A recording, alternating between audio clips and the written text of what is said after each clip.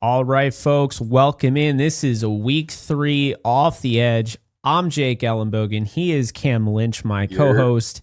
And today we're going to be doing what we did the last 2 weeks, but we're going to be talking about some games here. Some are a little snoozers, and we'll talk about every game, but there are some big games, and I'm excited about it. Yeah, Jake, are we matching shirts, my guy? Are you got the Star Wars shirt on or no? No. Oh, okay. It's just like a slate gray thing going on. Yeah, nice little vibe. yeah. No, definitely. How you doing, man? Doing good, bro. You mentioned some sleeper games. I know there's some prime time games that could be that sleeper game that you mentioned, but we're gonna give them all love, Jake. We're gonna give them the attention that they need. But excited to chat through week 3. I was watching some of the games yesterday and today.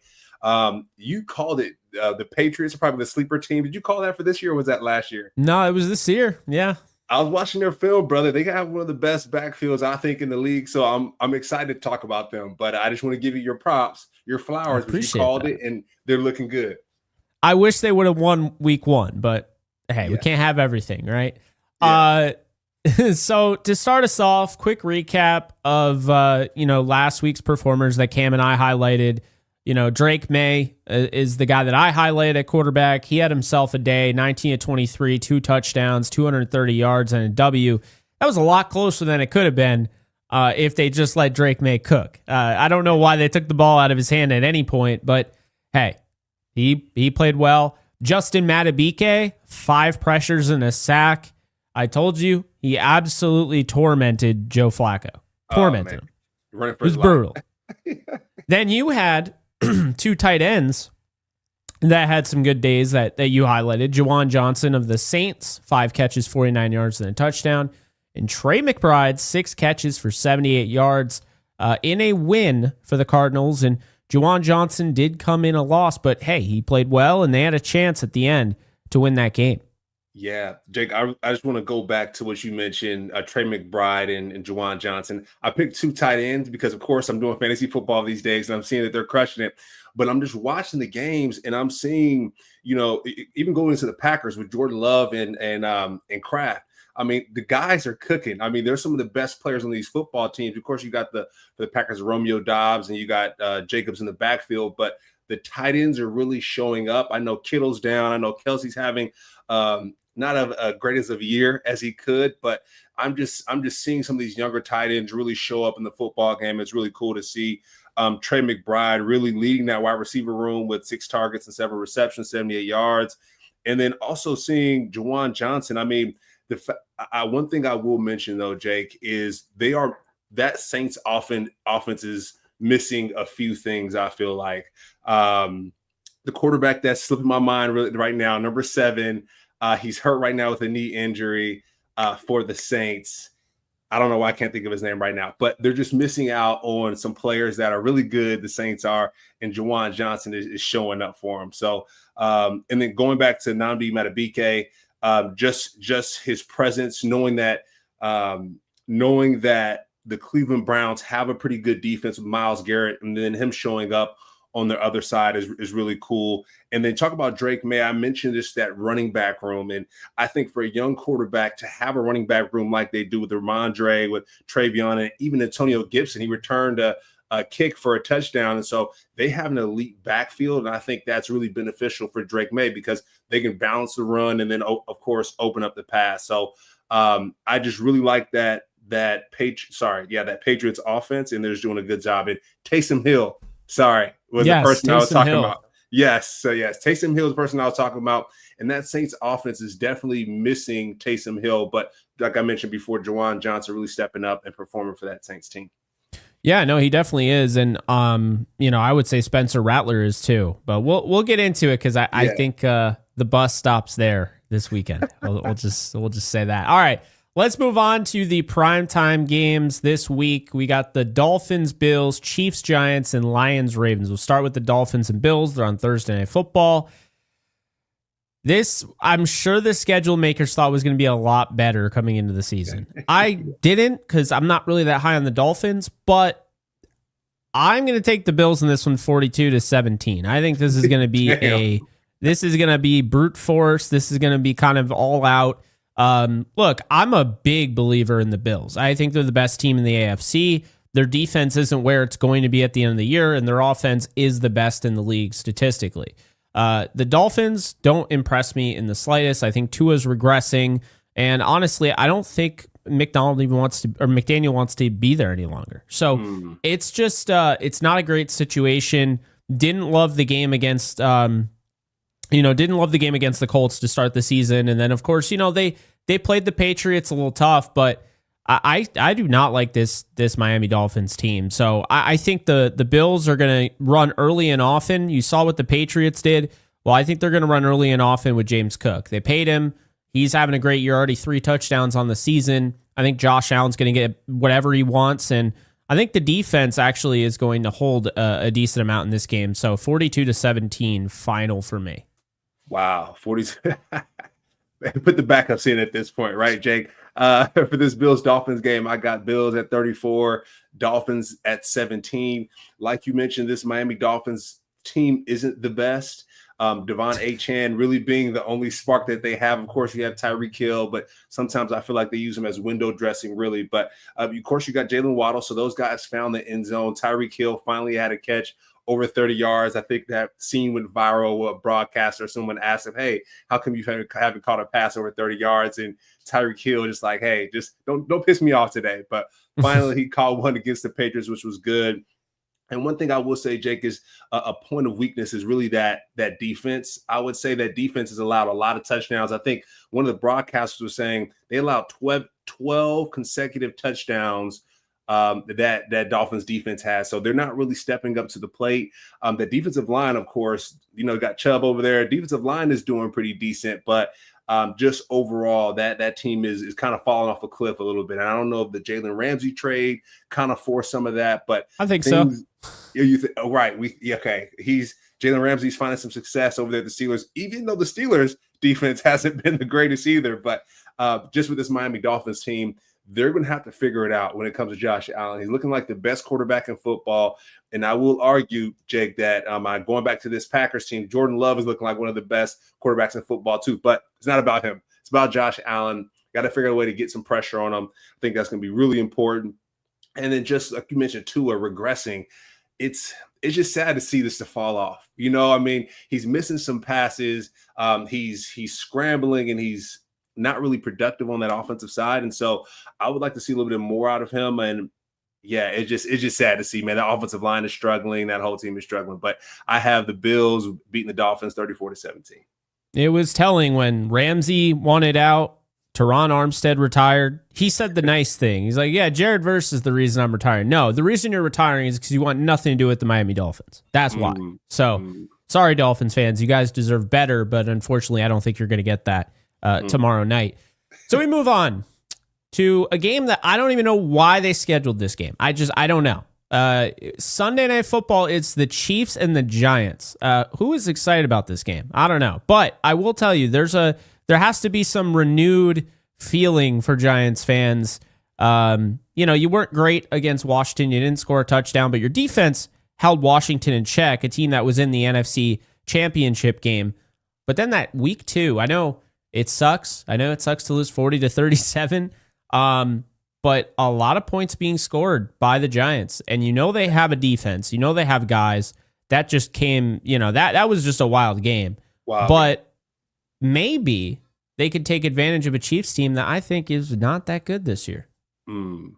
Jake, I agree. I do think, I know that you mentioned why call this game. Well, the Giants, people still love the Giants. So I was talking to my wife. She was like, I feel like the New York teams are kind of cursed a little bit. Of course, except the Bills, they are. But there's the New York City teams or New Jersey teams, the Giants and the Jets. One thing I will say, though, Jake, is Russell Wilson. He threw for about 400 yards this past game, and that was daggone impressive. 422 passing yards, 500 total yards. Wan'Dale Robinson was going off, right? Malik Neighbors was going off. Scatterboo was going off. And so I think they have a little something. And like you mentioned, Jake, they might have a chance to topple the Chiefs. And so I'm going to call it a close one for this game. Chiefs not really looking like they're supposed to. Xavier Worthy's out. Travis Kelce's dropping passes, so, but I think the Chiefs will end up getting this win. And so for this Chiefs and Giants game, I'm going to call it 24-20. I'm going to call it 24-20. I think it's going to be a close one, but I think the Chiefs are going to edge this one out. Jake, what are your thoughts? Yeah, I like that. I went 23-13, but I think this is going to be a game that the Giants are in for a while, and then the Chiefs score kind of that touchdown to kind of pad the lead at the end of the game. This is the first game, to be fair, the Giants are playing at home. So they had to wait until week 3 in prime time to have their home opener. I think that's going to help them, but I don't think it's enough. I think the Chiefs are better than the Giants. The Chiefs get off to bad starts every year, but 0-2 is, I believe, the worst start in the Mahomes era. So, yeah, I don't see them going 0-3. I don't think they're great, but I think they're good enough to make the playoffs. And I think it starts with a win over the Giants, once again, 23-13. So then we have the final primetime game, Monday Night Football. We have the Detroit Lions, who love piling it up on bad teams, taking on the Baltimore Ravens. And this is funny because on one hand, the Lions got absolutely trounced on the road by a good team, the Packers.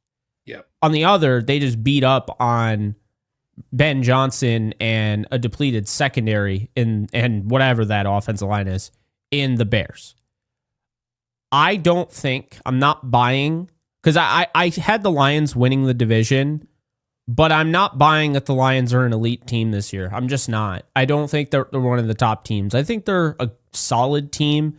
I think the offense is capable of exploding, but I'm going to go with the Ravens on this one. What say you? Yeah, I like the Ravens in this matchup as well, Jake. I think just watching Lamar, he's too explosive. I mean, he's throwing these passes that are like, whoa, you're just launching it, my guy. But it's some of them are accurate. They make sense. The only question I have is with Derrick Henry and his fumbling issue. The most recent game against the Browns, he fumbled again, Jake. And then remember week 1 against the Bills, he fumbled. And so a lot of times it's great to see him open up and run, that 4-3 or 4-4. He's running the hills, but that ball is loose. And so if I'm the Lions, I'm saying, hey, let's go after that football. I mean, I know he's going to be able to break some runs. He's going to be able to make things happen, but let's go after that football. And I think that was one of the issues that I saw. And of course, when it comes to Lamar Jackson, the Lions have to contain him. I think Aiden Hutchinson is going to have a long day. Myles Garrett has some success. I think he had like a sack or so against Lamar, but he's going to have a long day. And so containing Lamar is going to be the key to that game, but I think that's going to be the game of the week. I'm excited to see what happens. And to be honest, Jake, the Ravens have a lot to bounce back from, man. I mean, I know they beat the Browns, but those are the Browns, my guy. But that loss against the Bills, I think, is still a little sour taste in their mouth. But I still think that they'll come away with the win. I'm going to say for this game, 27-24 Ravens. Yeah, so Jared Goff in Baltimore, I don't like that at all. The last time he was in Baltimore, he looked terrible. And Baltimore has one of the better defenses. They're going to, create pressure. This could be a big Matabike game. Once again, it was big last week. It could be this week as well. Odafe away, all those guys, right? I am going to say that the Ravens just assert their dominance and they win this game, and they have this game the whole way. If this was in Detroit, I know they've had, they had the loss, I believe, in Detroit. But like back in the day, it was a close game. I think Justin Tucker hit like a 60-something yard or whatever to win the game. But I'm going to take the Ravens in this one, 38-24. I think they are going to be in control. I think they're the better team. And the last time I saw the Lions on the road, it was not pretty. No one is saying that you can't play at Ford Field. We all know that you're a better team at home. But when you go on the road, what happens? We saw, to be fair, they're playing at Lambeau. They're playing against a rival. But, hey, if I didn't like you at Lambeau, I mean, what's going to be the difference, playing in Baltimore? So I have the Ravens, and I just think that Lamar Jackson is just going to have his way with this defense. I'm not a fan of the Lions secondary. I'm actually expecting a huge game out of Zay Flowers.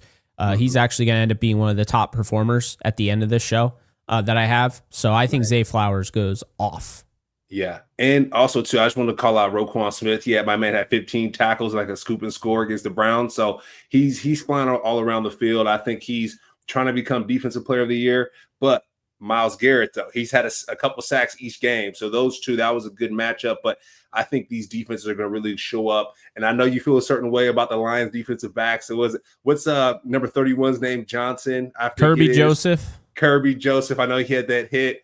I'm a big fan of, Brian Branch. I think he's fantastic and he's great all around. I don't like the dirty play, but obviously, I'll be honest here. I just don't think, even if I liked Kirby Joseph, even if I liked the Lions, I just don't think they're going to win this game. If they do, then we can start talking about the Lions and just say, you know what? That was just week one weirdness, right? We'll just give them that. They come out, they win on Monday Night Football in Baltimore. I'm going to give them a lot of credit. So that's how I see it. But now we move on to the Sunday slate, the non-primetime slate.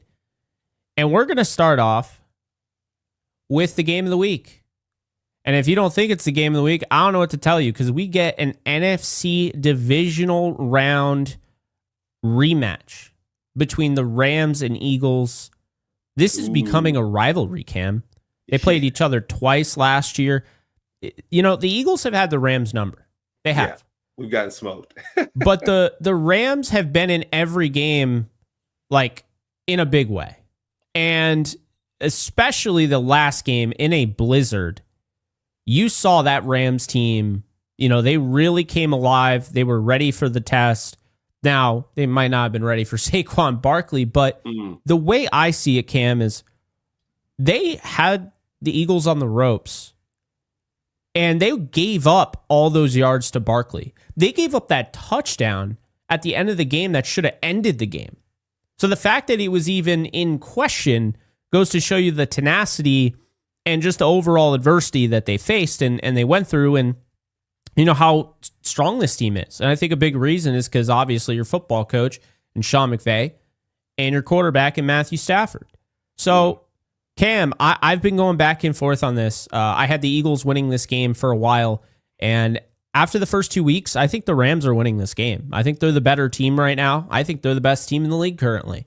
And the reason I feel that way is because when you look, their run game hasn't even gotten going yet. And look at what they're doing. They're leading the league in explosives. The defense, they're number 2 in DVOA. I mean, this team is really good, and I don't think they're anywhere near where they're going to be later on in the year. So give me the Rams in this one, 24-21 over the Eagles. I think it's going to be a really close game. The Eagles are trying to suck the clock away, but I think obviously that's great when you know that you're going to win. But I actually think it's going to be their downfall. The Eagles are going to suck the clock away and run out of time, and the Rams are going to end up winning this game. I like that, Jake. And it's, of course, playing for the Rams, I want to definitely go for the Rams.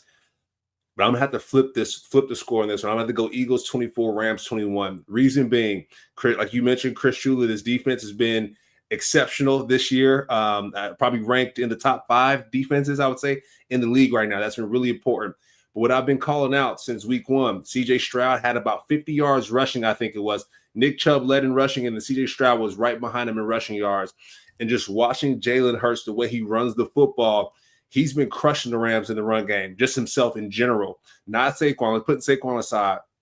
Jalen Hurts has been crushing this Rams defense. And so what I think, if the Rams have a spy on him, we can find success. But if not, Jake, if we let Jalen Hurts run all around, it's going to be a long day, my guy. We're going to be at Lincoln.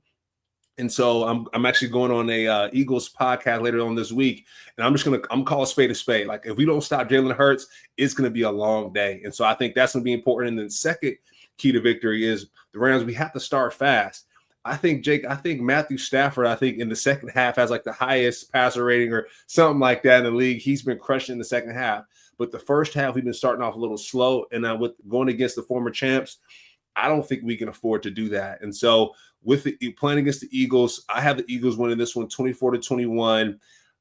Rams fans, please, please give me some grace here, but I'm just calling a spade, Jake. I think if we can't stop that run game from Jalen Hurts or Saquon Barkley, it's going to be a long day.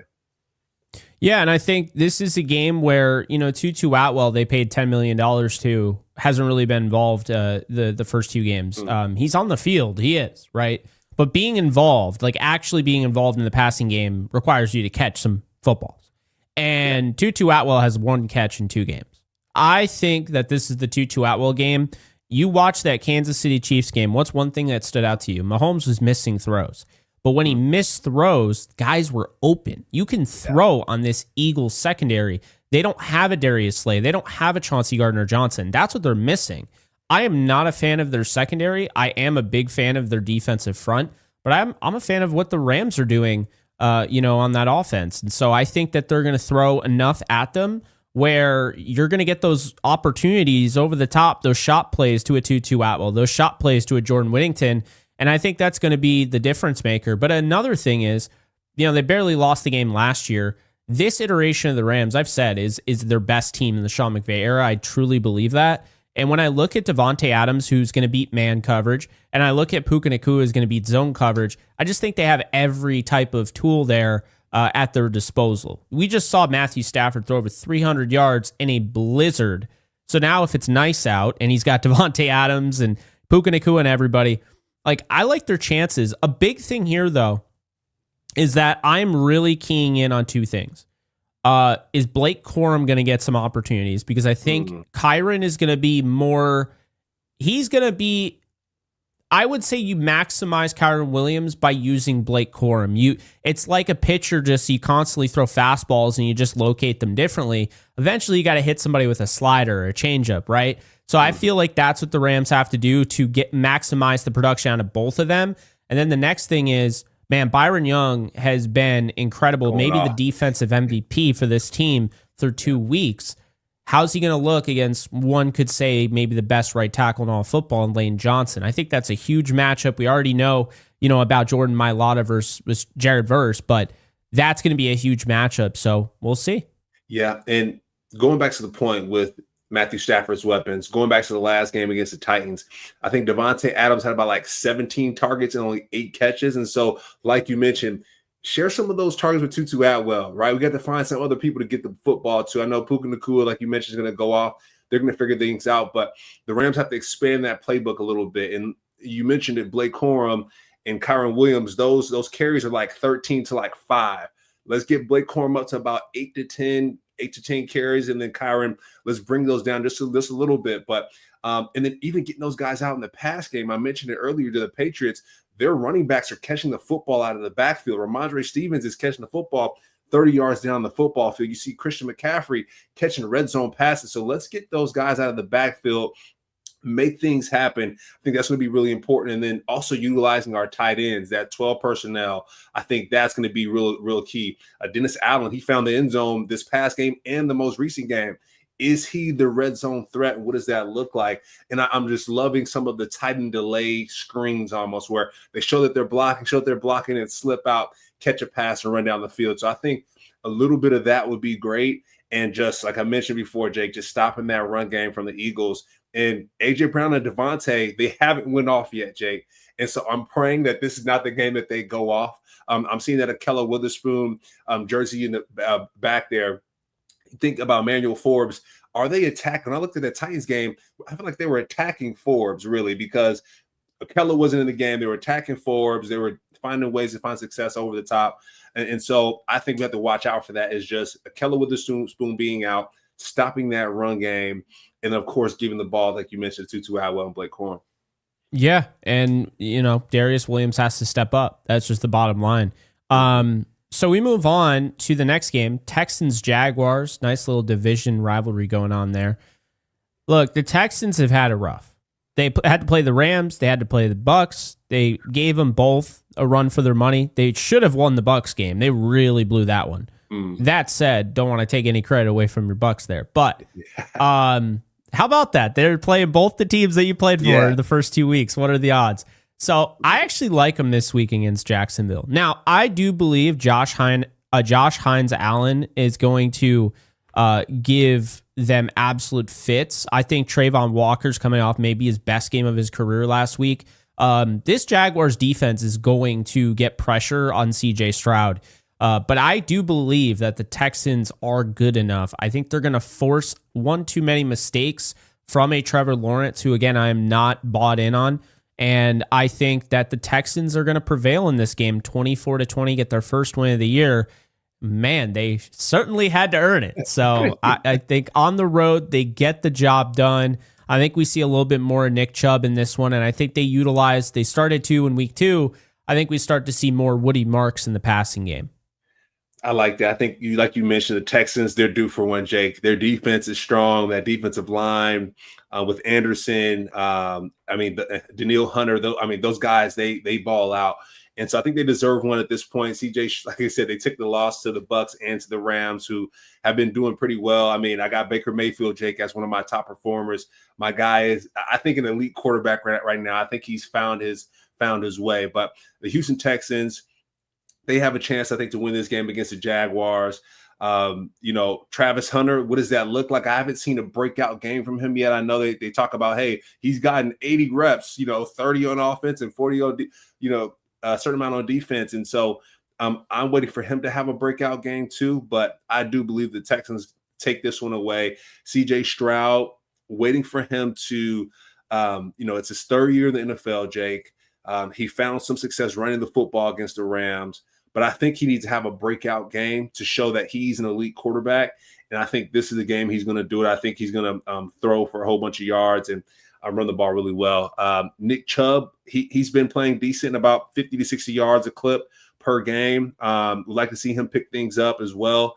But I got the Texans. And then Dare Ogunbowale, he had a tough break against Nate Landman, right, against that Rams game at the very end, 2 minutes left. He fumbled the football. And so I'm sure those coaches are talking about ball protection, and I think they'll be able to keep the ball in their hands and get the dub against the Jags.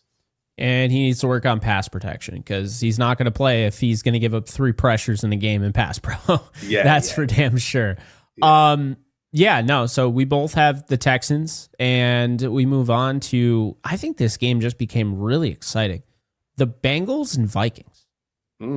So I'm going heel Jake here. I'm out on JJ McCarthy until he can prove it to me. I'm so out on him, especially this. I think the Vikings have a legitimate playoff team here, and they just can't waste time just until this kid figures it out. I know they had the nice win and everything.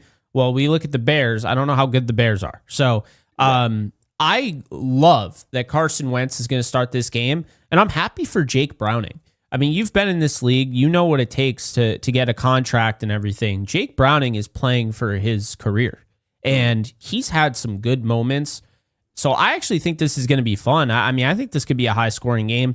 Not really overly excited about the Vikings secondary, and I'm not overly excited about the Bengals secondary. So I think there could be a lot of points being put up. This will be one of those, what do we call them, fantasy football games. I think it's going to be a close game. I'm going to take Carson Wentz in this one and the Vikings, 27-23. You give Carson Wentz time. The Vikings have a good offensive line for the most part. You give him weapons. The Vikings have Adam Thielen to go with Justin Jefferson, Jalen Naylor, and TJ Hawkinson. Of course, Aaron Jones is out. So that's going to give opportunities for Jordan Mason, who I'm really high on as well. So I think Wentz has a lot in front of him. And I think this will be a fun game between him and Jake Browning, who's really turned himself into quality backup, potential starting quarterback in this league. And Joe Burrow being out is significant, but JJ McCarthy's out. So we're going to see 2 backup quarterbacks. As we always have said, you're only as good as your backup quarterback. Well, we're finding out this weekend how good the Bengals and Vikings truly are. But I'll tell you, I'm going to take the Vikings 27-23. I like both of these teams. I like the hard-fought nature. My one concern is I think Jake Browning is going to have one too many blitzes from good old Brian Flores. Yeah. And he's going to force a big-time turnover at the end of the game, and I think the Vikings prevail. Yeah, I agree. You hit the nail on the head with the last part, Jake. Brian Flores bringing that pressure from that Vikings defense. I got the Vikings 24-21 over the Bengals. Jake Browning, he threw for 241 yards the other week with 2 TDs and 3 interceptions. And so I know it was his first game starting. I know Joe Burrow went down, unfortunately. Someone mentioned, is Joe Burrow going to be like our Andrew Luck, essentially, where he has this potential to be the best quarterback in the NFL, but unfortunately falls to some of these injuries, and that's just sad because like I said, I had the guy on my fantasy football team, Jake. I'm expecting him to ball out, and of course he gets hurt again. So was pretty brutal, but hope he recovers. I know we'll probably see him again next year.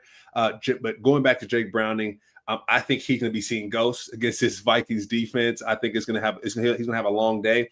And then going to the other side, Carson Wentz. Let's not forget Carson Wentz was that guy, Jake. Before he got hurt, it was against the Rams. I'll never forget it. Against the Rams, he got hit in his leg, and that just changes his career forever. He came from the Chiefs last year, so of course he's had some Super Bowl experience. And taking that to the Vikings, I think, is just what they need. You mentioned J.J. McCarthy not being the guy you expected. And, of course, Jake, I like his composure. I like the things that he says in the huddle, like, where else would you rather be? I like the war paint. I like everything he brings to the table. But let's not forget, he was hurt last year. And so this is his rookie year. And he's having a tough go at it. It's welcome to the league, young man, right? It's going to be a long day. But, Carson Wentz stepping up for him, I think it's going to be big for that team. And then, like you mentioned, Jordan Mason stepping up. Hey, at this point, it's next man up. I know it's only week 3, Jake. There's a lot more to go, but it's next man up. How deep is your team? How well have you done stacking up that bench? Because that bench could then be the face of your football team at one point, which the Vikings are seeing right now, and also the Bengals. But I got the Vikings winning this one 24-21. And Jake, my question too is Ja'Marr Chase. Are they going to force feed Ja'Marr Chase? Or they're going to figure out the way to level the ball out to different people. But I got Ja'Marr on my fantasy football team, so hopefully he gets those catches, he racks it up. You see, you had it all set up because you had Joe Burrow and Ja'Marr, and then Joe goes down. You're like, crud. I think they're going to try and get Ja'Marr involved. The Vikings paid a lot of money to Byron Murphy. I have not been impressed with his game at all. So I think Jamar's going to have his way, to be honest with you. And really my biggest thing here, and by the way, you know who my top projected performer is for quarterback? For quarterback, is it Carson Wentz? It is Carson Wentz. The two LSU boys are going to go at it. It's going to be a friendly competition. You're going to see Jefferson and Chase trying to one-up each other. It's happened before. It'll happen again, but I don't think it's going to be enough for the Bengals. So I have them 27-23 Vikings. And then the next game's interesting. We have a rookie quarterback who just threw one of the best touchdown passes I think I've ever seen in Cam Ward. And he's 0-2. Across the body against the That Rams. was insane. He just threw it where you couldn't get it, right? It was just a perfect throw. It was a Patty throw. It was like, hey, you're not supposed to throw that. Patty's like, I can make any throw that I want to. And Cam's exactly. Like, well, me too. Yeah. You wouldn't teach a quarterback to do that. If you have it, you have it. But we'll let you get away with it. They're not teaching the youngings to throw that. That said, he's back at home.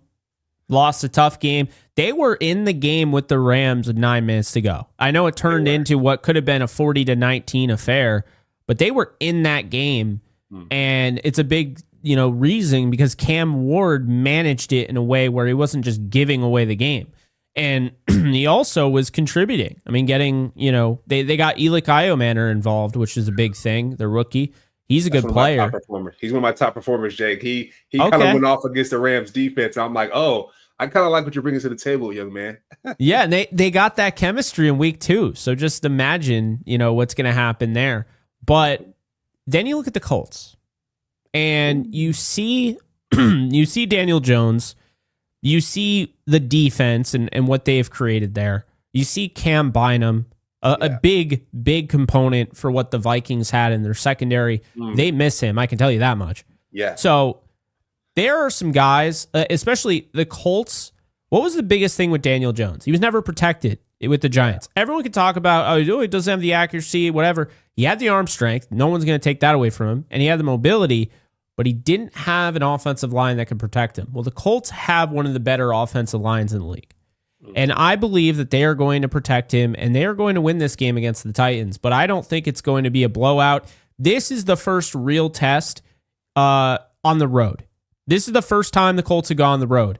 It's kind of similar to what I was saying about the Lions. If the Lions go out and they win against the Ravens, we can give them their props. They won on the road. But if Daniel Jones is only good at Lucas Oil Stadium, we're about to find out. So it's a tough, once again, another tough defense. You just beat the Broncos, right? It's a tough defense. Find a way to win. I believe they do. Jonathan Taylor's leading the NFL in rushing yards. I believe they're going to lean on him. I think Daniel Jones is going to make some plays. I think the Colts prevail 24-16 in Nashville.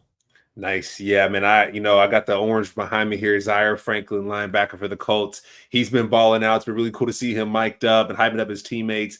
I got the Colts winning this one, Jake, 23-13. You mentioned it. The Titans hung in there with the Rams, but towards the end, Matthew Stafford just started heating up, my guy. That fourth quarter, man, he's been going crazy. The second half, that Rams team. So the Titans, I think, they have a couple holes in their defense. I think the Rams exposed those. And I think the Colts just watching some of that game film are like, oh, okay, we can do this or we can do that. Jeffrey Simmons, I know he was my top performer last week. He did not perform against the Rams. Thankfully, he caused some pressure, but he didn't perform as I thought he would. But I think this game, the Colts going to have to figure out, hey, Quentin Nelson, hey, make sure you keep an eye on this guy and Jeff, because he can destroy your game if he wants to. You mentioned it, Jonathan Taylor running his face off. This is the running back, Jake, that we thought he was. I mean, I got him on my fantasy football team. My guy's been going off, so I'm loving it. Just seeing him break some of these 50-yard runs and like hearing his ear on the mic'd up, being like, oh, he's him. Like he's like that. It's really cool to see. And then Jake, Daniel Jones. I know I talk about Baker Mayfield, but talk about Daniel Jones finding the team for him and what that looks like. Anthony Richardson. Hey, what do we do with Anthony? But I think to that question, you keep him on the football team, because if something happens to Daniel Jones, who are you going to have as a backup, and what does that look like? The Vikings and the Bengals are facing that right now. So quarterback is currency. We've always talked about that, Jake. We always talked about run the damn football, and quarterback is currency. I think you take care of those things all as well. But like I mentioned, I got the Colts winning this one 23-13. I think Bynum, you mentioned Bynum being missed from the Vikings. He had a pick in the first game and the pick in the second game. I think he gets a third one against Cam Ward. I think Cam Ward has his welcome to the NFL moment, I think, in this Colts game. I don't think he's had it yet, but I think this game, Jake, I think he's going to have a rude awakening, because the Colts are one of the better football teams in the NFL. Yeah, no, the Colts are awesome. Okay, they're awesome. I hope they continue it, because they're a good story here, and they're in my top 10. I did a power ranking, and I think I put them 7th or 6th. I mean, I really like what I've seen from the Indianapolis Colts. They haven't been good since Peyton Manning, my guy. So this is, Andrew Luck, of course, did his thing, but it's nice to see them doing well. Yeah, they made a playoff with Phillip Rivers. Yeah. Okay, so Big Phil. Yeah. It's funny. It was staring us right in the face. Daniel Jones just needed to play for a team that had the same uniforms as Duke. There you go. Like, it literally just looks like Duke, So talk about a fit there. It's like when the Iowa Hawkeyes go to the Steelers. It's like you're already wearing the damn uniform, perfect fit. Right. Go ahead and perform like you used to. Yeah. Yeah. So speaking of the Steelers taking on the Patriots. Yeah, I know I'm getting better at the segues, man. Yeah. So they're taking on New England, and I'm actually going to take the Patriots in this one. I was really turned off by the Steelers' performance against Seattle. Seattle fans were distraught. They felt like going into this game, they had no chance of winning. That was a huge game against the 49ers that they lost at home. And now all of a sudden, despite throwing picks, you got Sam Darnold and the Seahawks winning a comfortable game against the Steelers. Now, I understand context is needed, because when you have, that awful play by Caleb Johnson, where he just doesn't pick up the football on the kickoff and they just run it in. I mean, man, you can't be doing that. So, yeah, I got the Patriots here. I think that, first off, that pass rush, I think the job Vrabel's done, building the Patriots back, I think we're starting to see it slowly but surely. I think the pass rush is going to have no issue getting to Aaron Rodgers.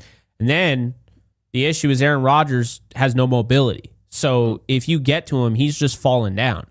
So that's the easiest sack in the book. And when you look at some of the guys and the way they're playing, I mean, especially somebody who played for a Mike Vrabel in the past in Harold Landry. The only issue about Harold Landry was the fact that he was dealing with injuries all the time. If he stays healthy, he's a baller, So I think he's going to have a big game in this one. My issue with the Steelers right now is what's going on with their offensive identity. They had 4 touchdowns against the Jets. Now we're kind of realizing the Jets just aren't that great. So that win doesn't look as good. I do think we're getting to that point. How much longer is the Mike Tomlin experience going to go on for? He's consistent, but he's not consistent to the level that the Steelers expect to be. So I think for that reason, I'm also, just other stuff, but I think I'm going to take the Patriots in this one. I think Drake May is going to be able to throw on this secondary. I think they're going to be able to run the football, and I think that Patriots defense is going to force enough. So I have them winning a close one, though, but it happens on the other side. The Wizard of Boz will not be kicking a game-winning field goal. The Patriots will win 20-17. Nice. I like the Patriots winning this one 25-17 against the Steelers. I think just watching that last game, Jake, I just watched it. I watched it before the show, watched some of the highlights, and just that running back room. Talked about Ramondre, we talked about Travion. Their elite level of play, I think, is unmatched, I would say, in the NFL. I think the Steelers, they're missing out on their running game. I think they're missing out on Najee Harris. Think about this, the Chargers with Omarion and Najee. They have an elite running back room, a great one. I don't even say a 1-2 punch. You have a great 1-1 punch because Najee is just forcing problems. And you go back to that Seahawks and Steelers game, looking at the rushing yards, Steelers only had 72 yards of rushing. That's not going to really cut it. And then you go to Aaron Rodgers as well. Aaron Rodgers, he had 200 yards passing, only 1 touchdown, right? He had 4 the week 1, right? He threw up the 4, and then he had 1 this week, and then he threw 2 interceptions and 3 sacks. And so I don't think that's going to really cut it against this Patriots defense. I think with Spillane being in the middle, I think, like you mentioned, Vrabel just turning that team around, I think they have a lot to bring to the table. And you talked about at the top of the show, Jake. I think the Patriots, you called it earlier, I think are the sleeper team for the league. I think I'm going to throw in the Colts. We just talked about them, but I like the Patriots and the Colts to be the sleeper teams for this NFL season. And I just don't know if the Steelers have enough to get it done. Like I said, the run game is lacking. And then also, too, we talk about TJ Watt. I need to hear a little bit more of TJ Watt's name, Jake. I'm hearing Myles Garrett all over the place, getting sacks, making things happen, but I need to hear a little bit more of a TJ Watt finding his way and getting things done. I'm seeing here he had about 4 tackles last game, 2 solo, which is great, which is decent, but he's going to need to have a game-breaking game to beat the Patriots. I don't think he'll get it done. No, I agree. And the Patriots did obviously help out their offensive line. They're a lot better than they were last year. So, yeah, I definitely agree with that. Raiders, Commanders, this is an interesting one. I don't know if you've been following. I don't know if you noticed, but Jaden Daniels might not play in this game. It might be Marcus Mariota, which would be a revenge game for Marcus Mariota against the Raiders. I'm not going to put too much stock in Jaden Daniels playing or not playing. I think the Commanders are just a better all-around team. The Raiders, they're kind of sloppy. They're a sloppy team. They had so many opportunities. The Chargers were also sloppy. They just kept giving it back to the Raiders, and the Raiders couldn't do anything with those opportunities. I really like Jacoby Myers, as you know, and Ashton Genty, I think, is going to have a great career. And we love Brock Bowers, fun to watch. But they have one of the worst tackles in football in Glaze at right tackle. He is going to get Geno Smith killed. He is just going to. So I personally just see the Commanders as more of a balanced team in this one, and they're at home. If it's Jaden Daniels, the game probably isn't close. If it's Marcus Mariota, they probably play a more conservative approach. They probably lean on Ja'Cory Krosky Merritt. They probably lean on the short passing attack with a Deebo Samuel and Noah Brown, what have you. Maybe even get Jalen Lane involved.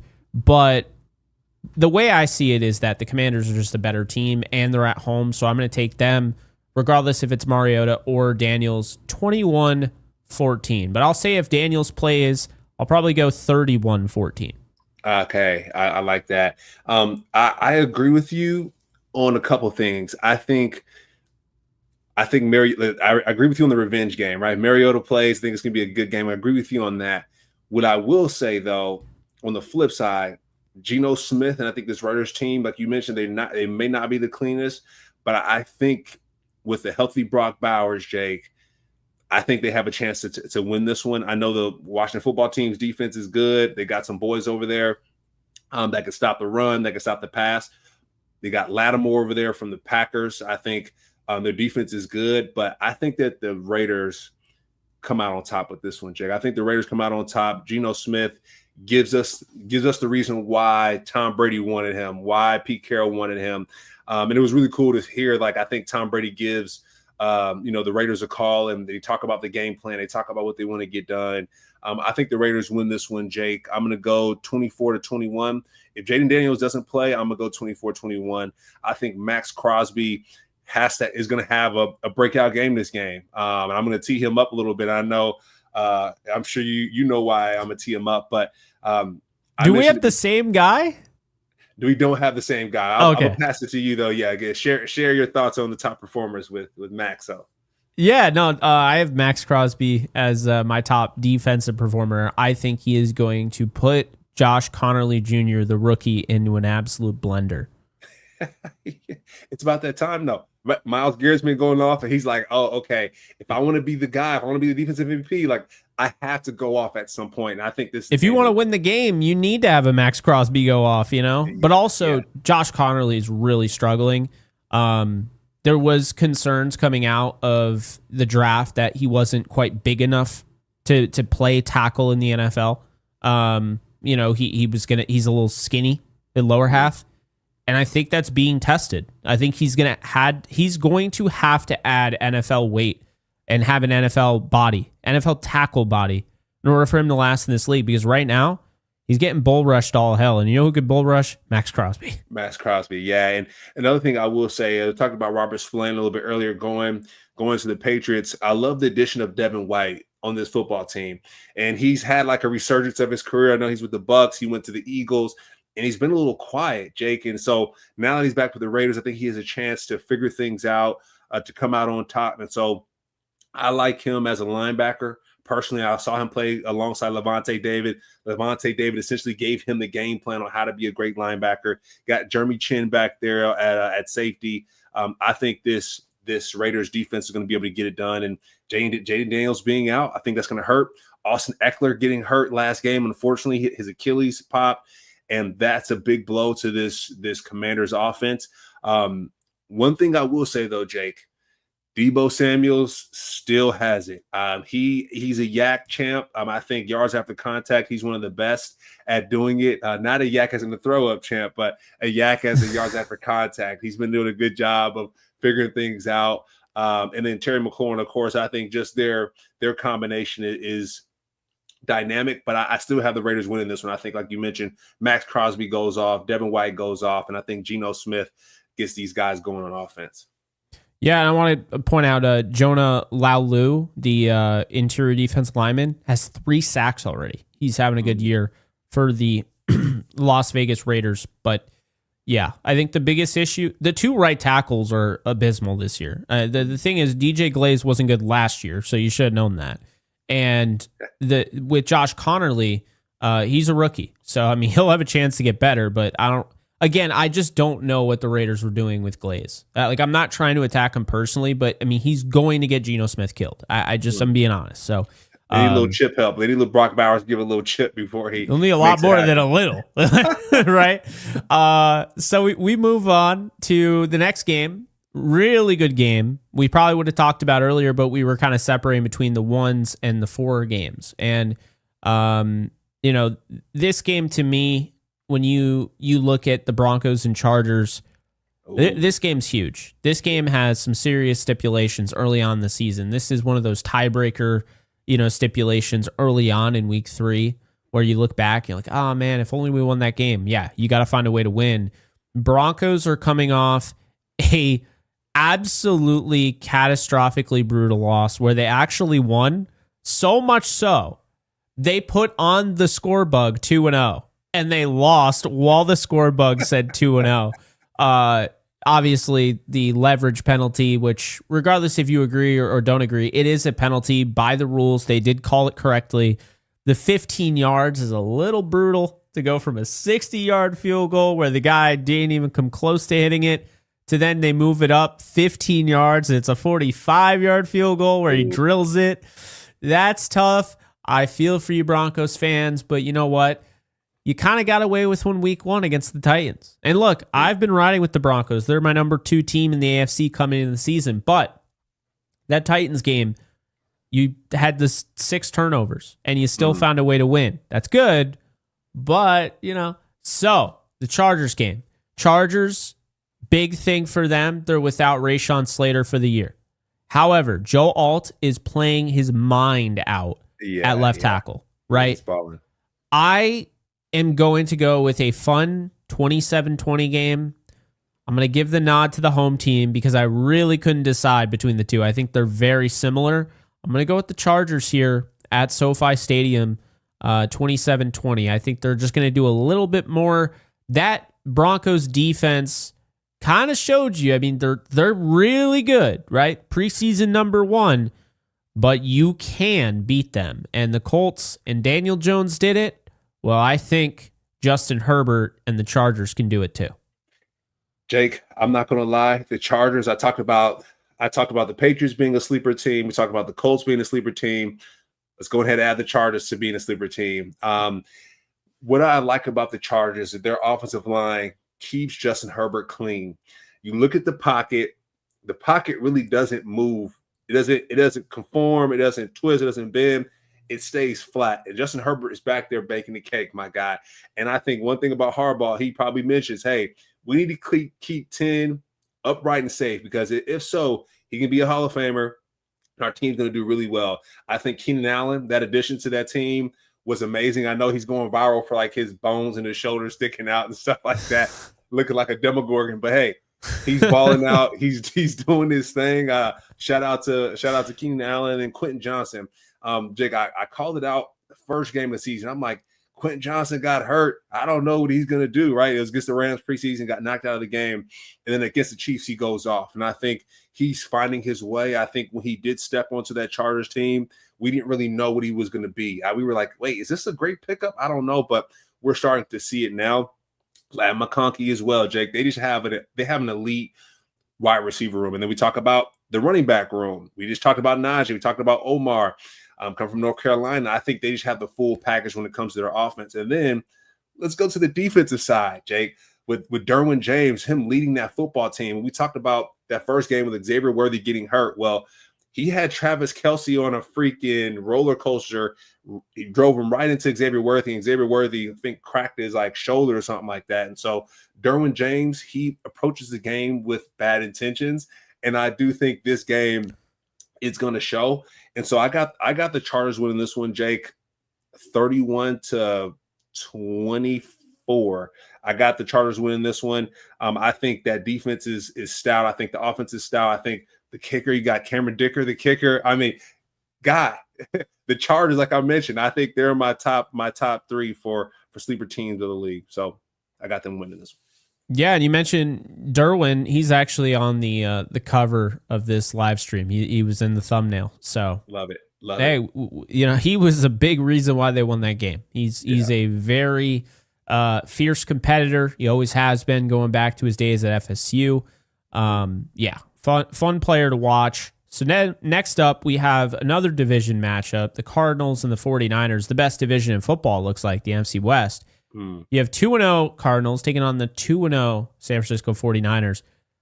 Cam, 49ers at home. I'm going to pick the 49ers, regardless if Purdy plays or not. I believe Mac Jones is going to play, and I was really impressed with what I saw from Mac Jones against what I think is a solid Saints team that is probably going to only win 4 games, but they're going to be in every game they lose. And so that's the thing. I think the 49ers, they have something with Mac Jones here in the short term. Christian McCaffrey does not impress me as a running back, but as a receiver, he looks great as a receiver. Trent Williams, I think the biggest thing for the 49ers is that Trent Williams looked like Trent Williams last week and not like week 1 where he looked like he should retire immediately, right? So this is going to be a battle between whose offensive line falters first, because these two offensive lines are kicking ass up front. I want to give the Cardinals a lot of credit too. And it very well could be based on who they've played, and that's possible. But I'm not going to say that. I think that the Cardinals offensive line has done a really nice job. This will be a tough test for both teams. The 49ers have guys that they can throw at you, obviously, a Nick Bosa, Bryce Huff, Mykel Williams. But the Cardinals have guys that they can throw at you. Josh Sweat is somebody that you have to know where he is. And, I think when you look at these two teams, I think they're so similar. Going to be a close game. I'm going to take the 49ers because they're at home. I think I would have taken the Cardinals if they were at home, but 49ers 23-20. I'll say they win a Pinheiro, not a Jake Moody, a Pinheiro game-winning field goal. Okay, I like that, Jake. You did mention that this NFC West is one of the stronger divisions in the league. I agree. I got the Cardinals winning this one, Jake. I like the Cardinals on this one. I think James Conner, it's a divisional game. I think he goes off. I think this San Francisco 49ers defense isn't as strong as they used to be. Of course, Bosa, he's called the game a couple of times, right? Fourth quarter sack against the Seahawks. He did that in this most recent game. He had a sack in the fourth quarter, which was crucial. Got the best linebackers in the NFL, Fred Warner on that team. But I just don't know if they have the full package like they used to. You got Hufanga. He's now with the Broncos. Things have changed over there. And so we got Saleh, though. I know Saleh, he's the guy, defensive guru. But I think the Cardinals win this one. I think Trey McBride, I think he pulls this one off. On the offensive side, I think James Conner, I think they make it happen. Trey McBride was one of my top performers from last week, and he went crazy. So I'm going to have him doing some of the similar things. And just this 49ers team, they're trying to figure things out on the kicker side. What did that look like? I know Pinheiro, you got him winning the football game. Then on the quarterback side with Mac Jones, he looked good, but I just don't know if I trust it, Jake. I'm seeing the Patriots, Mac Jones. Anytime I see him throw the football, I'm like, what's going on here? Juwan Jennings, he's been a great target for Mac Jones. Ricky Pearsall has been great as well. Christian McCaffrey in the passing game, Jake. I'm like, this guy is unbelievable. I mean, he's able to change his game up a little bit. And I think that's you can't look past that. You can't look past somebody who's kind of a little bit on the back end of their career, right? He's been leading the league in rushing for a good amount of time. And then he's like, okay, now I'm just going to turn to a receiver. My brother plays for Washington. He plays receiver. Let me, add that, or not even add it to my game. He's been a great pass catcher, but let me enhance that part of my game. And so Christian McCaffrey being really effective. But I think that the Cardinals, if they stop Christian, if they slow him down, they add pressure on Mac Jones, I think they'll come away with the dub on this one. So I got the Cardinals winning this game.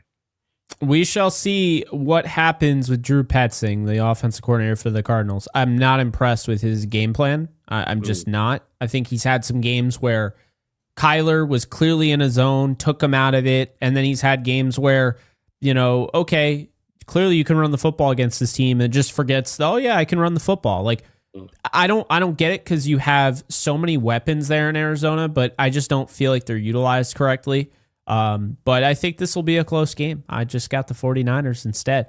So Saints, Seahawks, obviously anytime these two play, especially in Seattle, we think of, Beastquake, right? Yeah. Can never forget about that moment in the playoffs. But man, it's going to be a Beastquake.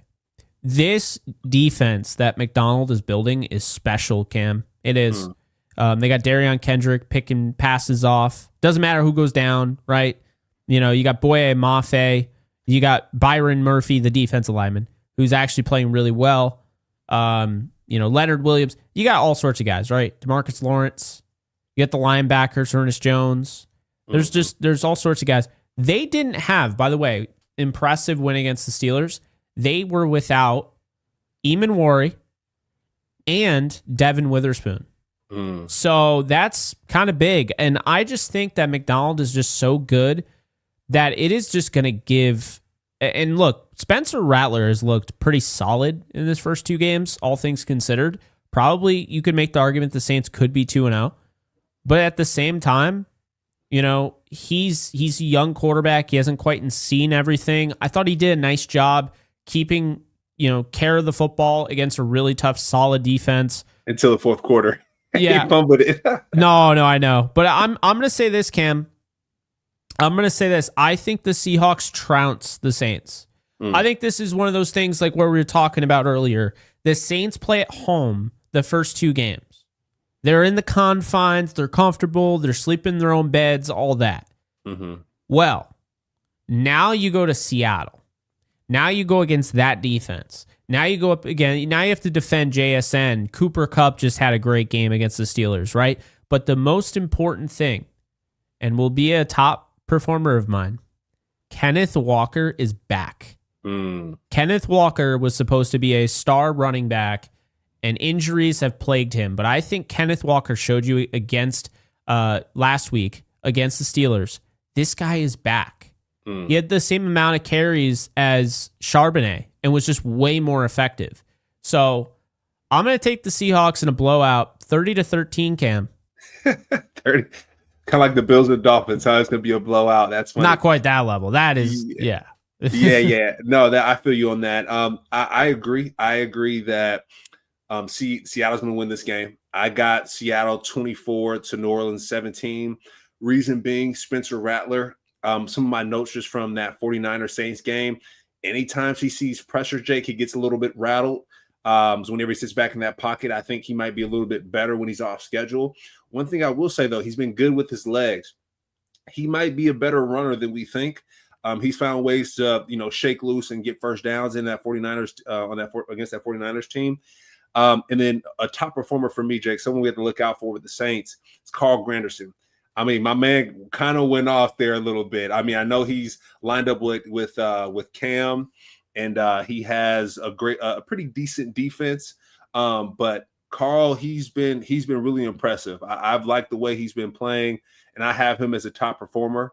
But I do see the Seahawks coming away with this one. The Saints just don't have enough. We talked about Juwan Johnson. He was one of my top performers from last week, him being a big threat. But Chris Olave, he's hit or I don't say hit or miss, but everyone knows like, hey, they're going to throw to Chris. So, cover him. It'll be a good matchup, but a good Ohio State matchup, JSN versus Chris, similar to that LSU matchup with the Vikings and the Bengals. So that'll be interesting to see. But Rashid Shaheed, I think if the Saints can utilize him a little bit more, they'll be a lot better. Taysom Hill, they're missing out on him. That's another reason why they're going to lose this game is they don't have a guy like Taysom Hill to make things happen. Alvin Kamara, similar to Christian McCaffrey, slowing down just a little bit. And he fumbled. What the hell was that all about? And he fumbled. Yeah, bro.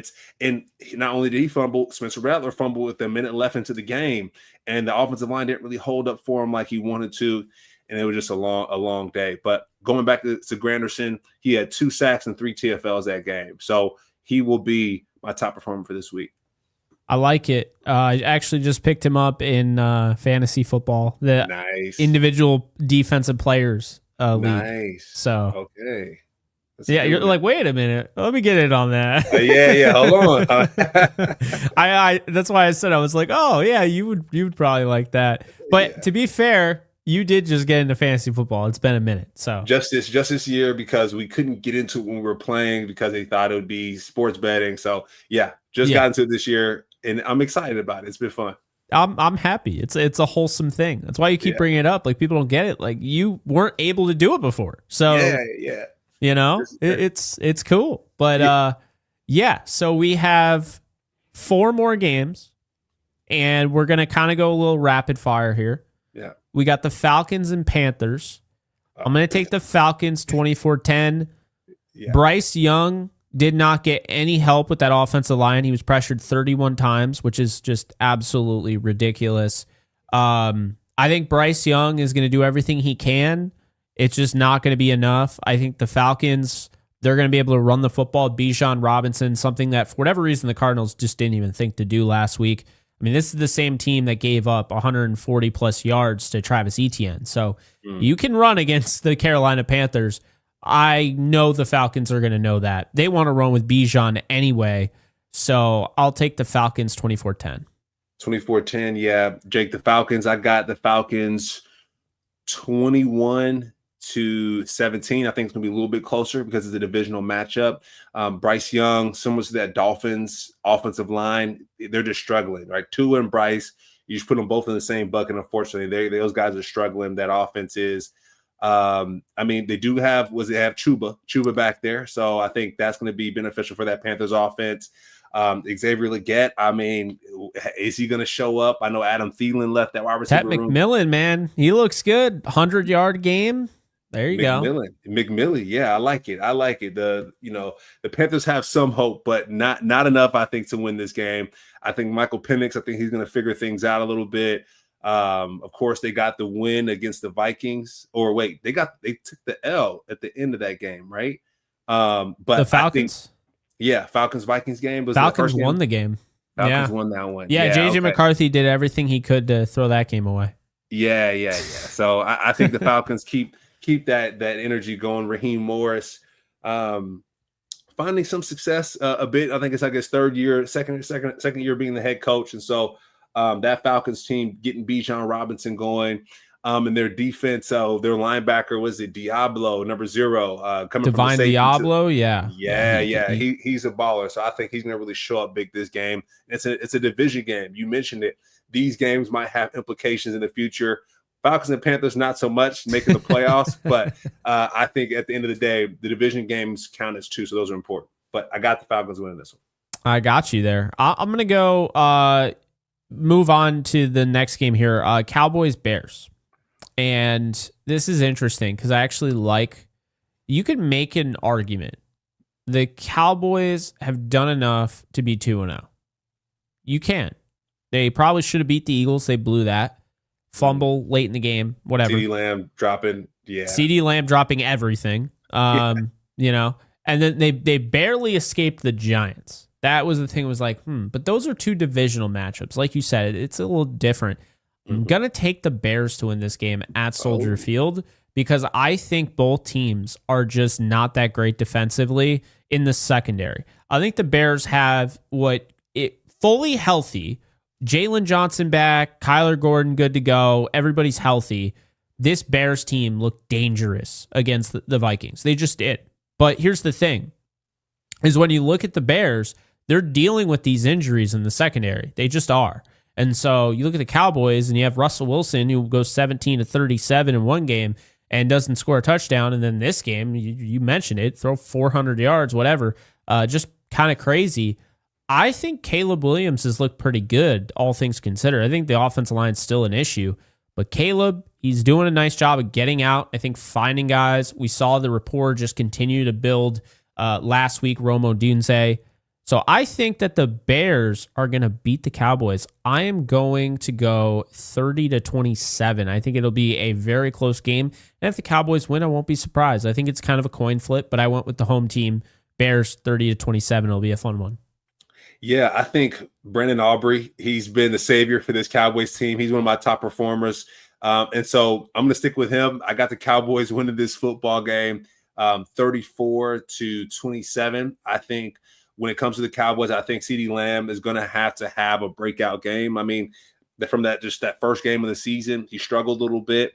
And so I think he's going to have to step it up. I think those defensive backs for the Dallas Cowboys, I mean, they got bombed against the Giants. I mean, Russell Wilson looked like Super Bowl Russ. I mean, he was just cranking it up there, and those defensive backs were just getting beat. So I think Malik Neighbors found some success. Wan'Dale Robinson found some success. And Wan'Dale will be my top performer again this week, just the way he performed against the Cowboys. But I have the Cowboys winning this one. I think when it comes to Chicago, like you mentioned, Caleb Williams getting the football out quickly. A lot of times he's always running for his life. And so hopefully he can find some time to sit in the pocket and deliberate, make things happen. With Swift, the running back, I think he's a stud. I think he's going to find some success running the football against his Cowboys defense. But I like the Cowboys winning it, man. Brandon Aubrey, I got him on my fantasy football team. He's getting points for me. So I got the Cowboys winning this one. And then we move on to the Jets and your former team, the Buccaneers. And I don't think this is going to be pretty. No. The Jets, Really feel for them. Justin Fields out. So it's going to be Tyrod Taylor, who I will go down on record saying is one of the better backup quarterbacks of the last decade. So I want to give Tyrod his praise there. I think he's really good at what he does. Yeah. But he's like Lou Will. He's like Lou Will, almost like 6 man. Like he'll kind of like that. Yeah. Get buckets. Yeah. Yeah. Swaggy, I like that comparison. No, he's very similar to that, or like a Deion Waiters, somebody like that, that can come off the bench and make plays. But Syracuse guy, love it. Thanks. Yeah. I knew you'd like that. But the way I see it is this: he can do whatever he wants. But I just think this Tampa team is way too talented. And I think people are going to be really surprised what this score looks like, because Tampa hasn't exactly put up a ton of points. They barely beat the Falcons. They barely beat the Texans. I don't think people realize when this is in Tampa, they're playing this Jets team. Like, this is going to be a blowout. I got 34-17. I think this is one of the better teams in the conference. And anybody that's even doubting that, because I know there are now people that are like, oh, the Texans are 0-2, they're bad. No, they just played 2 really good teams that are probably 2 of the best in their conference, 2 of the best in the league. I'm very high on the Buccaneers. That said, the fact that Kancey is out, that's a problem, right? But the Buccaneers are that good that I still think they're going to win pretty easily. So 34-17, I think Tyrod does his best to manage it. Then they need him to actually go toe-to-toe with Baker, and I just don't think he can do that. Yeah, Jake, I got Bucks winning 32-14. It's going to be hot in Tampa. I know it's only September 17th, my guy, but it's going to be about 99 out there. It's going to be toasty. I got Baker going off on this game. I know he took 4 sacks last game, so hopefully he can clean that up a little bit this one, or the offensive line will. But like I mentioned, I got Baker in my top performer this week because of this game. He might throw for 4 touchdowns. I think Mike Evans is due to go off. Ebuka, he's been going great. I mean, I'm glad I picked him week 1, Jake, as I had a feeling he would do something, but then just for him to validate it each week, scoring touchdowns. He scored 2 the first week and then 1 last week. He's been going crazy. And then just Bucky, I mean, you got running back Bucky Irving. I mean, he's doing this thing. Last week ran for 71 yards, and then Rashad White ran for 65 yards. So they've got things going in that backfield. I mean, they're crushing it. You did mention on the defensive side, with Kancey going down, that is tough, but you still got Vita Vea over there, Levante David, to get guys lined up. And so I can't go against the Buccaneers on this one. I think they win with the help of some Tampa Bay Heat. Yeah, the Tampa Bay Heat. So you can imagine that Tampa Bay is going to be rocking those all white uniforms to stay cool, and the Jets are going to have to wear those green ones that are not going to stay cool. No. So no, not in that weather. And of course, I want to give a shout out to Zion McCollum, who I think is becoming a really good corner in this league. I don't think he gets enough. Yeah, I don't think he gets enough praise. Jamel Dean has always been that guy, but Zion has done a really nice job, and I think he's going to have a big game in this one, I think. So to wrap up the slate and then get into our top performers and end the show, the Packers, Browns. Not really much to say here. The Packers 34-9. We just saw the 1,000. Yeah. you didn't know where I was going there. You're like, oh no, is he going to drop the 1,000 mark? No, the Ravens just absolutely beat the piss out of the Browns. Okay, They did. It was 41-17. Really, Joe Flacco is he doesn't have a lot of help. Dylan Gabriel comes in, throws a touchdown, garbage time. That's where we're at right now, right?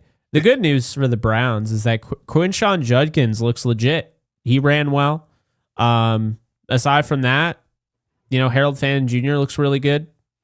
But, I mean, there's not much else offensively. Defensively, they still have guys. Of course, Myles Garrett, Cam Thomas is having a good year, or a good start to the year. Carson Schwarzenegger, Mason Graham, right? Grant Delpit, Devin Bush. I mean, they have guys, but the offense is so key and critical because, a lot of teams focused on building their defense.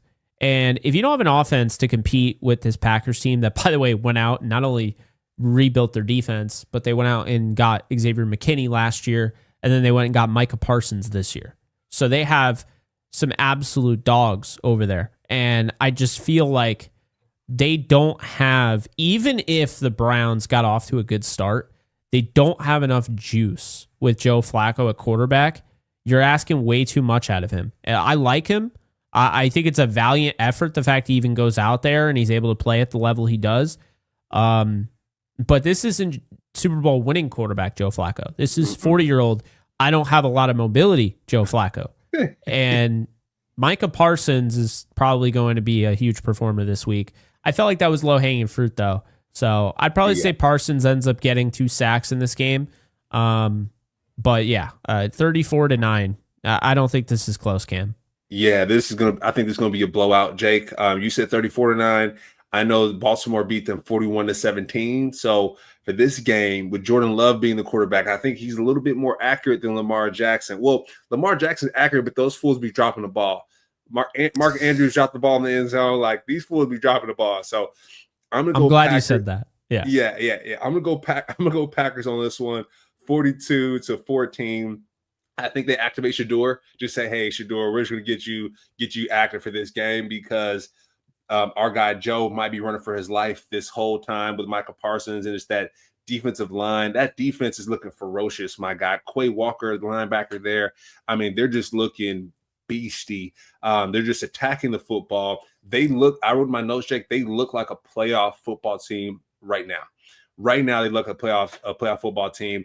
Tucker Kraft, I got him as one of my top performers. Just the way he went off last week, I got him going crazy for this game. And like you said, Jake, there's not much to talk about here. I mean, unless they get David Njoku going for the Browns, unless they get Jerry Jeudy going, and those guys only had about 50 yards apiece last game. So, like you mentioned, no juice. Like even their stats, they don't have no juice in their stats as well. So it's not going to be close. And I got Packers crushing them. All right. Now, the last part of our show, we try to do the impossible for you guys. Those that play daily fantasy, those that, bet. We try to tell you and get correct, of course, the top performers at the top positions. So starting at quarterback, Cam, I'm going with Carson Wentz, as I mentioned earlier in the show. Nice. Against the Cincinnati Bengals. Carson Wentz has been waiting for this moment. He is the starting quarterback, and I think he's going to be the starting quarterback the rest of the year. Because Kevin O'Connell isn't a dumbass. He knows what he's doing. You have the weapons. You got the defense, right? You have the defensive coordinator. Yeah. So, and you got Kevin O'Connell. You have a lot going for you. Carson Wentz is also mobile. So I think he is going to be able to do enough here to put the Vikings. The Vikings just became a little scary to me by having Carson Wentz as their starter. So I think they're going to win this week. I think Carson throws maybe 220 yards, adds about 60 rushing, and has 3 total touchdowns. Okay. I like it, Jake. I'll go for my top performer. I'm just going to stick with Tucker Kraft again. He's going against the Browns. That Browns defense, of course, outside of our defensive line, I think he's going to get a chance to go off. Jordan Love, I mean, the seam ball, Jake. I talk about this every time I talk about Jordan Love, but his seam ball is one of the better seam balls I've seen. And I mean, the fact that he uplifted Aaron Rodgers, and Aaron Rodgers had to go to the Jets and then go to the Steelers because Packers thought they had a great franchise quarterback in Jordan Love. I agree. Him and Josh Allen and also Justin Herbert looking like the top 3 quarterbacks in the NFL. Lamar Jackson at 4, then I'm going to throw Baker at 5. But those are my top 5. Jordan Love is there, and Tucker Kraft receiving the benefits of getting catches from Jordan Love. So I like him being my performer this week. Hey, well, I remember you mentioning, and I'll do this at receiver, because I remember you mentioning how Lamar Jackson, these fools keep dropping passes. Well, here's the deal. Zay Flowers isn't going to drop a damn thing. I think he's only just going to drop touchdowns here and drop them on the Lions. I think he goes for 2 touchdowns and 160 yards. We'll say 8 or 9 receptions. I'm very high on Zay Flowers. There's a metric I saw out there. I mean, if you watch the film, you can see it for yourself. But there was not a metric. There was a graph Zay Flowers is creating the most separation in the league right now. He looks absolutely insane. And that's the reason. They're finally getting him the football. He was doing this last year. I mean, we all knew he was he could do this, right? Boston College guy. We knew that. Yeah. But it like the issue was it's like they weren't getting him the football. So now he's always open, and now he's always getting the football. So I expect a huge game out of a Lions secondary that just doesn't scare me in the slightest. Mm-hmm. Okay. And you called out some of the numbers for Tucker Kraft.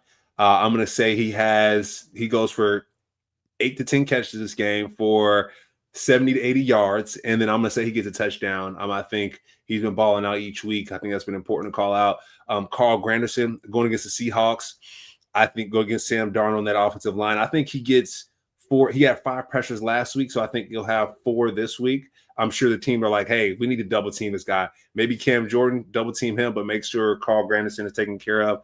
But I think he gets a sack this week, 4 pressures, and 2 TFLs because he was setting up a tent in that 49ers backfield. I think he'll do the same thing this week. I like that. For my running back here, I'm going to go with Kenneth Walker in that same game against the Saints on the opposite side. I think Walker is back, and that should scare the living hell out of people because, when it comes to Kenneth Walker, I mean, this is somebody that's explosive. He's got good contact balance. He can help you in the passing game. He can help you in the run game, obviously. And the Seattle Seahawks need a run game to run the offense that they're trying to run. The desired outcome, the most optimal results will come from having a run game for any offense. But what Kubiak wants to do is he wants to be able to utilize the run game and open up play action. And I think if you're going to do that, you got to get Kenneth Walker involved. You got to get Zach Charbonnet involved. But I think Walker's back to where he was. So I'm expecting a big game from him against the Saints. And he is my top performer. I'm going to say he goes for 130 yards on the ground, a touchdown, and he adds 5 catches for 60 yards as well. Ooh, okay. That's a heck of a game. I don't know if Carl's going to allow that, Carl Granderson, but we'll see. Jake, my next performer, I got a quarterback, Baker Mayfield. Like I mentioned, he's appearing to be my top 5 quarterback in the NFL right now. Ooh, I didn't think of Matthew Stafford, though. So I'm going to have to put Baker at 6 then. But Baker Mayfield, I think he's going to have a field day against the Jets. Of course, he has Sauce Gardner to go up against. But like I said, Mike Evans is due. They're going back home. So I expect I'm gonna call 3 touchdowns this game. Ebuka, of course, I think he's gonna get about 1 to 2 touchdowns, and then Mike Evans will get some. I know Bucky Irvin's gonna find the end zone, but I think Baker Mayfield has a great offense, a great system that he's in, a decent defense to get him the football back, and so I think he's gonna go off for 280 yards, 3 touchdowns, no interceptions, and 2 sacks this game. He took 4, but I'll say he'll get 2 this week. Yeah, and I think the last thing I'm going to have is Max Crosby against the Commanders. As I mentioned earlier, Josh Connerly Jr., just not a good fit against Max Crosby. Josh Connerly, you're looking at a little bit of a skinnier lower half. Max Crosby, you're looking at a guy that absolutely will dominate just a regular, well-built offensive tackle. But when you're talking about a guy that has deficiencies in his lower half leverage, well, now Max Crosby is going to bull rush you to all hell. So I trust Max Crosby in this game. They probably won't win, but Max Crosby is going to find a way to get 3 sacks on Marcus Mariota, and he's going to end up with a whopping 8 pressures in this game. Damn. Okay, I like it. So for my final pick, Jake, I'm going to go with specialists. I went an offensive player in Tucker, defensive player in Carl, and then third, Brandon Aubrey. I don't know if we're shining enough light on this guy, what he's doing on the football field, but he's perfect so far. I think he was perfect last year. He's going to be perfect again this year. He's playing the Bears, so it'll be a great matchup. And I think Brandon Aubrey will be 4 out of 4. I think his longest kick will be let's call here, maybe a 60-yarder. And I think he'll get them to win this game and more games. But Brandon Aubrey is a special player, and it's really cool to see him find success. Yeah, you like Brandon Aubrey, I tell you. Yeah, he's on my fantasy football team. So. Oh, okay. There it is, right there. There it is. No, it's funny. I got Dak starting this week too, so no big deal. All right, I see you. Yeah, I liked what I saw out of the Chiefs last week. I think Brashard Smith against the Giants, if we're looking at it, because I didn't do it last week, if we're going to go with specialists, I'm going to go with Brashard Smith in the return game. I like that they're finally using him.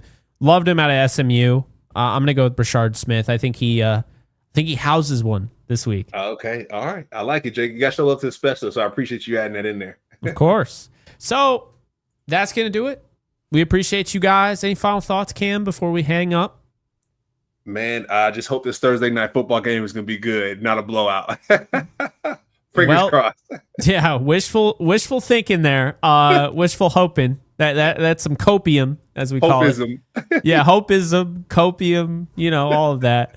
But or hopium, you could even do that. Yeah. But we appreciate you guys hanging out with us. We just want to encourage you, if you enjoyed this, to hit the like button. Also be sure to subscribe to the channel for more Off the Edge videos. We're excited. This has been a fun year. We're going to keep doing this thing. And we appreciate you guys hanging out with us. So you have a great rest of your day. And we'll see you guys next week. Peace.